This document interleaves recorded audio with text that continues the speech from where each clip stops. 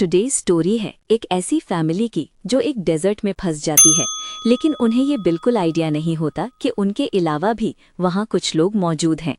ऐसे लोग जो उनकी हर मूवमेंट को देख रहे होते हैं।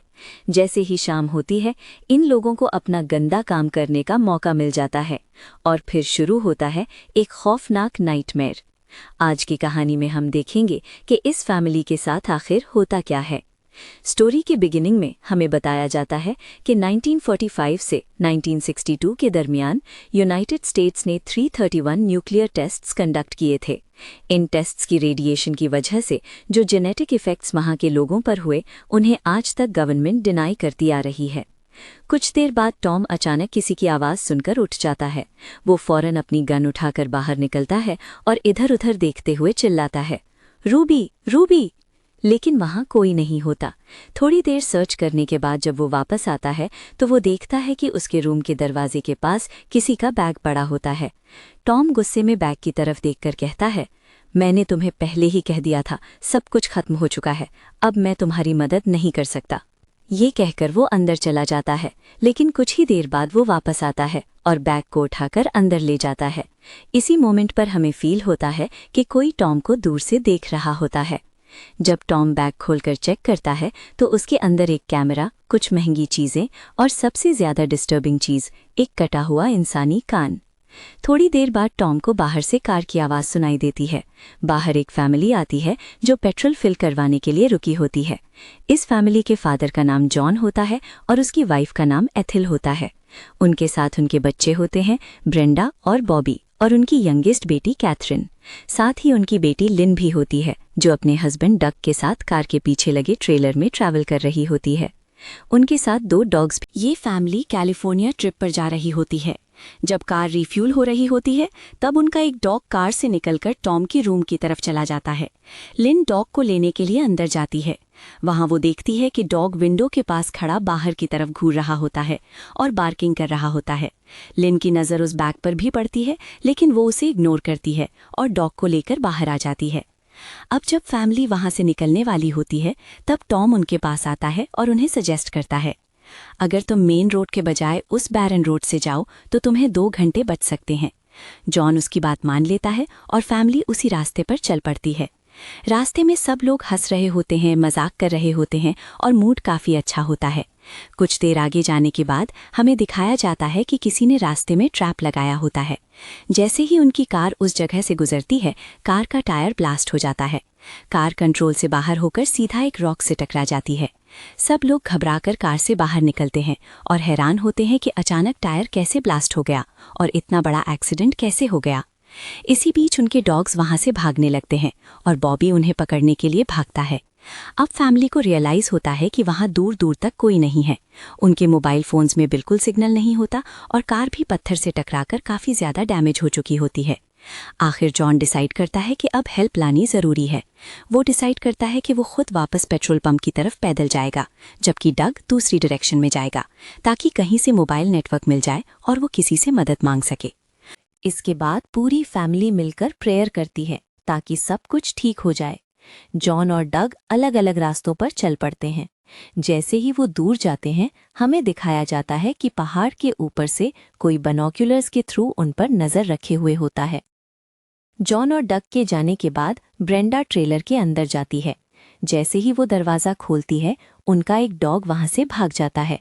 बॉबी उस डॉग को पकड़ने के लिए भागता है और बॉबी के पीछे पीछे ब्रेंडा भी निकल पड़ती है। बॉबी डॉग को ढूंढते ढूंढते काफ़ी दूर निकल जाता है, लेकिन हमें दिखाया जाता है कि कोई उसका पीछा कर रहा होता है। थोड़ा आगे जाकर बॉबी को ज़मीन पर खून के निशान दिखते हैं। वो आगे बढ़ता है और देखता है कि उसका डॉग ब्यूटी मरा हुआ पड़ा है, जिसे बहुत ही बेरहमी से मारा गया होता है।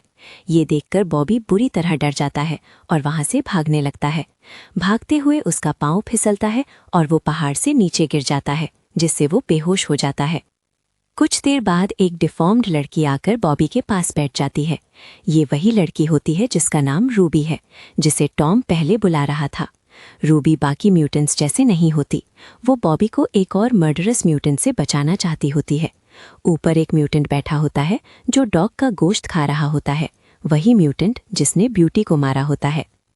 दूसरी तरफ डग पैदल चलते चलते काफी दूर आ चुका होता है। वहां उसे बहुत से गहरे पिट्स दिखते हैं।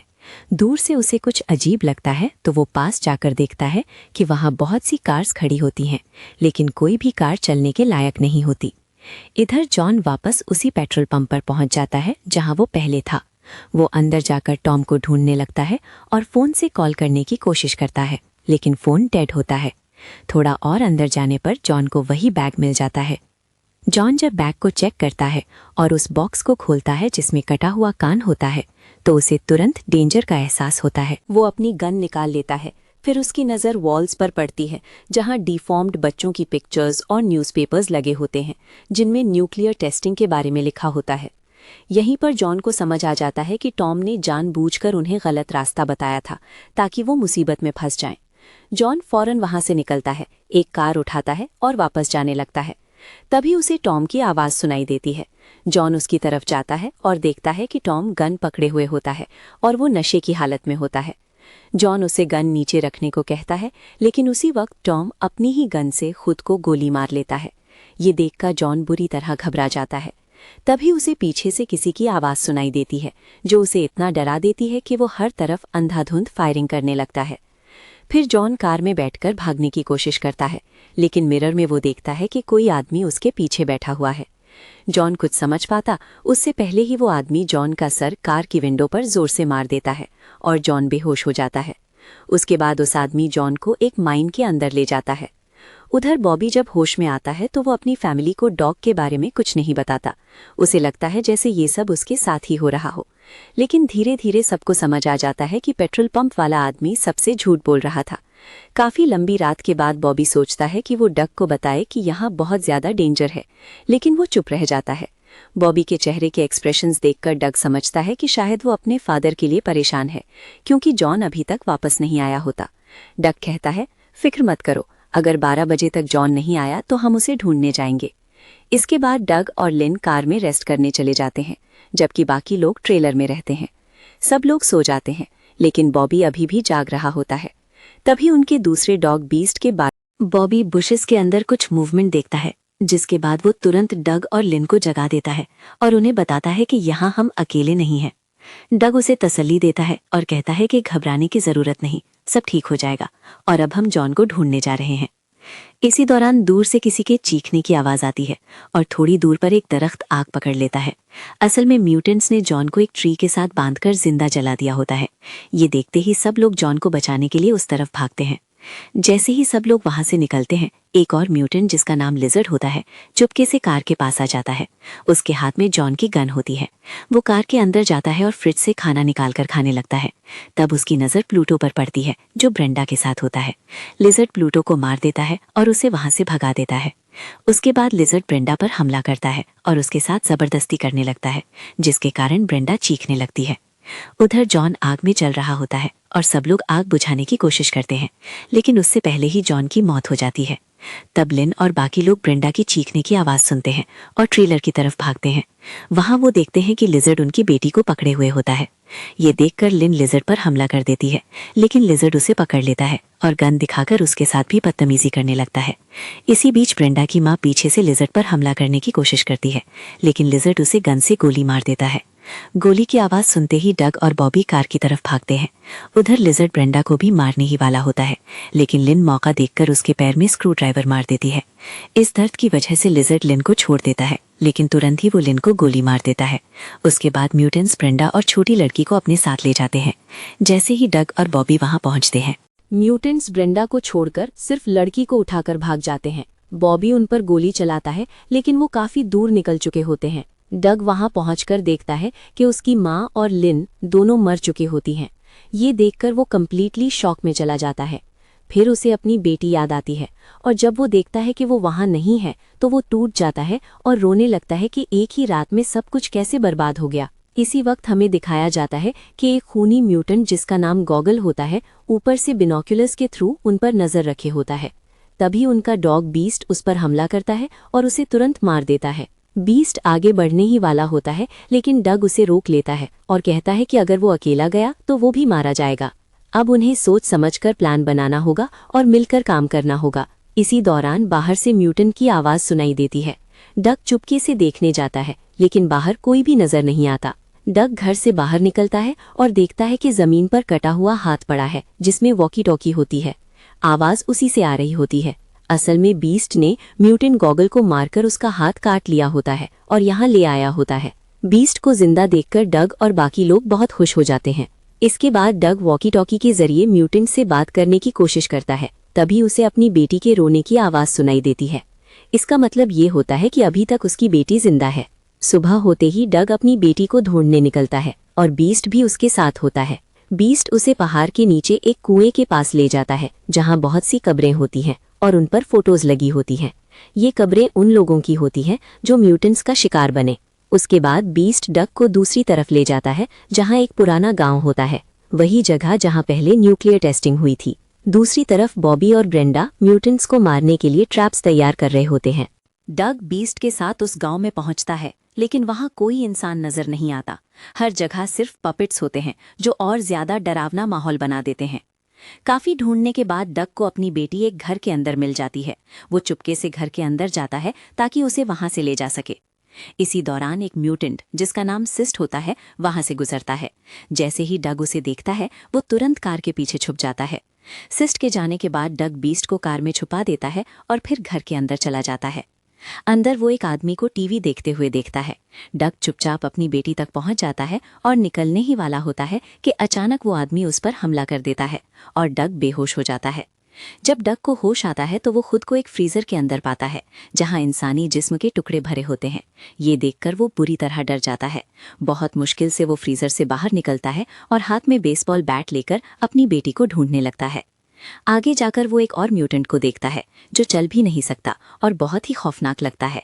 डग उससे अपनी बेटी के बारे में पूछता है, लेकिन वो कुछ नहीं बोलता। तभी एक और म्यूटेंट डग पर हमला कर देता है और उसे बुरी तरह पीटना शुरू कर देता है। वो हैमर से डग की 2 उंगलियां काट देता है और उसे मारने ही वाला होता है, लेकिन डग स्क्रू ड्राइवर से उस पर हमला करता है और फिर हैमर से उसे मार देता है। इतनी आवाज सुनकर और म्यूटेंट्स भी वहां आने लगते हैं। डग कार के पीछे छुप जाता है और जैसे ही म्यूटेंट पास आता है, वो हैमर से उसे भी मार देता है। इसी बीच बिग ब्रेन लिजर्ड को ऑर्डर देता है कि वो लड़की को मार दे। तभी बीस्ट वहां आ जाता है और बिग ब्रेन को मार देता है। डग हर घर में जाकर अपनी बेटी कैट्रिन को ढूंढने लगता है। जब लिजर्ड लड़की को मारने जाता है तो वो देखता है कि वहां सिर्फ सुअर का बच्चा है। असल में रूबी कैट्रिन को वहां से उठाकर ले जा चुकी होती है। उधर बॉबी ट्रेलर की तरफ भागता है। ब्रेंडा ट्रेलर के अंदर गैस पाइप खोज देती है और बॉबी दरवाजे के नीचे मैच स्टिक्स चला देता है। फिर दोनों चुपके से ट्रेलर के पिछले हिस्से से निकल जाते हैं। जैसे ही म्यूटेंट ट्रेलर का दरवाजा खोलता है, जोरदार ब्लास्ट होता है और म्यूटेंट आग में जलकर मर जाता है। रूबी कैथरीन को लेकर भाग रही होती है। तभी डग गन लेकर वहां पहुंचता है। रूबी बाकी म्यूटेंट्स जैसी नहीं होती। वो कैथरीन को डग को वापस देना चाहती होती है, लेकिन तभी लिजर्ड डग पर फिर से हमला कर देता है। दोनों के बीच बहुत ब्रूटल फाइट होती है और आखिरकार डग उसे गोली मारकर खत्म कर देता है। रूबी कैथरीन को डग के पास वापस ले आती है, जिसे डग बहुत खुश हो जाता है। लेकिन लिजर्ड अभी जिंदा होता है। वो उठकर डग को गन से मारने ही वाला होता है, लेकिन रूबी ये देख लेती है और लिजर्ड को पहाड़ से नीचे धक्का दे देती है। इसमें लिजर्ड मर जाता है और रूबी भी गिरकर मर जाती है। इसके बाद डग, जो मेंटल और फिजिकल दोनों तरह से टूट चुका होता है, किसी तरह बॉबी और ब्रेंडा के पास अपनी बेटी और बीस्ट के साथ पहुंचता है। उन्हें जिंदा देखकर दोनों भागकर उसके पास आते हैं। अब पूरी फैमिली में सिर्फ 4 लोग बचे होते हैं। सब एक दूसरे को गले लगाते हैं और थोड़ी देर के लिए सुकून महसूस होता है। लेकिन तभी हमें दिखाया जाता है कि पहाड़ के ऊपर से कोई उन पर बाइनोक्यूलर्स के थ्रू नजर रख रहा होता है। इसका मतलब होता है कि अभी भी एक म्यूटेंट जिंदा है। और इसी के साथ इस कहानी का पहला पार्ट यहीं खत्म होता है। अगर आपको ये स्टोरी इंटरेस्टिंग लगी हो तो वीडियो को लाइक कर देना और लाइक करना मत भूलना।